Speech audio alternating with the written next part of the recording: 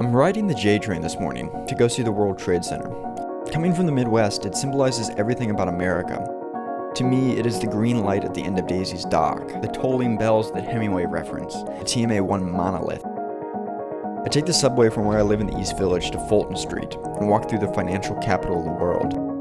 There's a phrase I read a long time ago that went, "There's two ways to have the biggest building in town. Tear everyone else's down or build your own."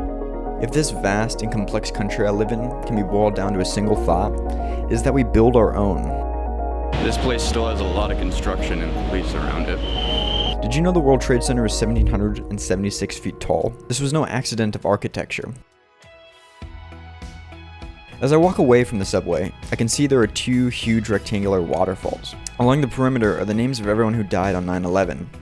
I run my finger along a few of the names, and I wonder what they would think of New York in 2016. Would they like it? Would they still live here?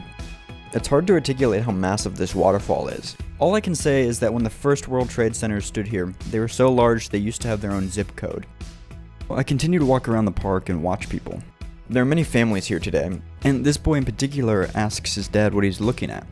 The dad answers, "There used to be a building here, but then it fell down." And the kid pauses and says, "Really?" When I was a boy, I watched on TV as the building that stood burned while the other one took a plane. I was 8, and I saw people on the street crying.